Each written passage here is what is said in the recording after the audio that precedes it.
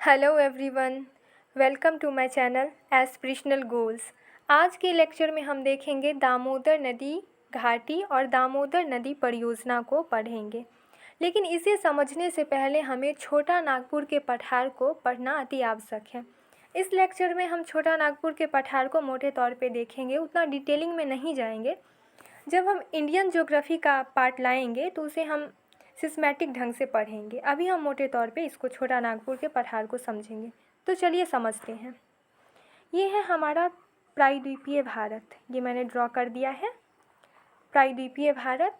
और प्रायद्वीपीय भारत जो है ये 22.5 डिग्री से स्टार्ट होती है, 22.5 डिग्री से। और ये जो है गोंडवाना लैंड का पार्ट था। जैसा कि आप लोग जानते ही होंगे, जब पेंजिया का विभाजन हुआ तो अंगारा लैंड और गोंडवाना लैंड में टूटा, और ये जो गोंडवाना लैंड है उसी का पार्ट इंडिया था। हम छोटा नागपुर के पठार का विस्तार देखते हैं।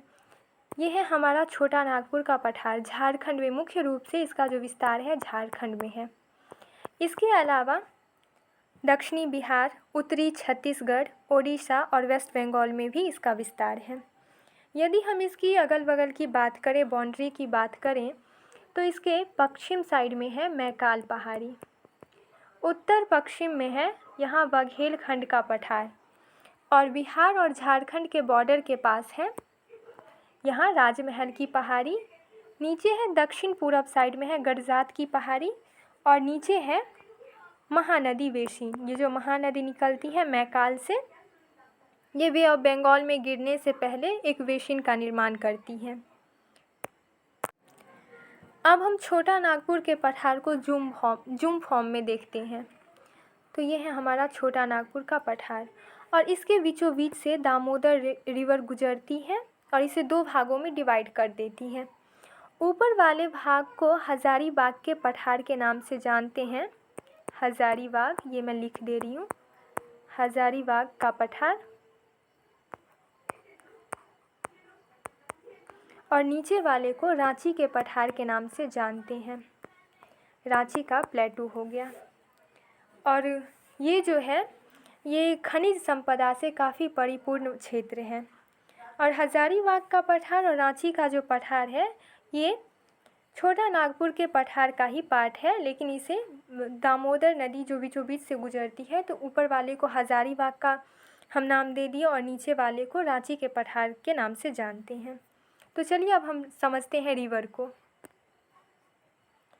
तो ये है हमारा रिवर दामोदर रिवर, जो बीचों बीच से जा रही है और इसको 2 भागों में डिवाइड कर दे रही है। इसकी कई सहायक नदियां हैं, जैसे कोनार रिवर है, ये भी निकलती है पलामू वाले एरिया से, और इस पे कोनार डैम भी बनाया गया है। इसके अलावा बोकारो रिवर है, जिस पे पंचेत डैम को बनाया गया है। और बराकर रिवर, ये भी हजारीबाग के पठार से ही निकलती है और दामोदर में जाके मिल जाती है। जहाँ ये दोनों रिवर मिलती है वहाँ बनाया गया है मैथन बांध। और इसके अलावा इस पे 2 और डैम हैं, एक है तिलैया और एक और डैम है जो उतना इम्पोर्टेंट नहीं है। जो इम्पोर्टेंट था वो मैंने लिख दिया है।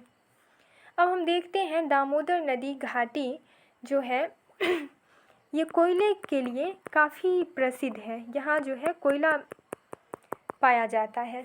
सबसे पहले कोयले का जो खनन हुआ था इसी इलाके से हुआ था, रानीगंज से सबसे पहले कोयला निकाला गया था। यह है हमारी महानदी जो छोटा नागपुर के पठार को पार करते हुए बे ऑफ बंगाल में जाती है। इसके अलावा कुछ छोटी रिवर है, जैसे ऋषिकुलिया, ब्रह्मणी, वैतरणी, स्वर्णरेखा। ये जो रिवर है ये छोटा नागपुर के पठार से निकलती है और ये दक्षिण पूरब की ओर प्रवाहित होती है। क्योंकि इसका जो ढाल है, दक्षिण का जो ढाल है वो दक्षिण की तरफ है, दक्षिण पूरब की ओर है, इसीलिए इधर से आने वाली रिवर जो है वो दक्षिण पूरब की ओर प्रवाहित होती है और जो जाकर के किसी बड़ी रिवर में जाके मिल जाती है और वो बड़ी रिवर जाकर के बे ऑफ बंगाल में मिल जाती है। तो ये हमने देख लिया। अब हम कुछ फैक्ट को देख लेते हैं। तो ये है हमारा दामोदर नदी घाटी। ठीक, मैंने देख लिया इसका विस्तार मुख्य रूप से झारखंड, इसके अलावा छत्तीसगढ़, बिहार, वेस्ट बंगाल में है। प्रायद्वीपीय भारत में पड़ता है, जो कि गोंडवाना लैंड का पार्ट था। दामोदर नदी इसके बीच से गुजरती है और दो भागों में विभाजित कर देती है हजारीबाग का, जिसे हम कोडरमा के पठार के नाम से भी जानते हैं, और दूसरा है रांची का पठार। इसकी सहायक नदियां हैं कोनार पे है, कोनार डैम को बनाया गया है। बोकारो रिवर है, बोकारो पे पंचेत डैम को बनाया गया है। और ये मैंने कोनार दो बार लिख दिया है, तो इसको बढ़ाकर कर लीजिएगा। बढ़ाकर पे है तिलैया डैम को बनाया गया है, और एक मैथन डैम को बनाया गया है। तो ये हमने देखा दामोदर नदी से रिलेटेड कुछ फैक्ट को। तो मिलते हैं नेक्स्ट वीडियो में, तब तक के लिए जय हिंद।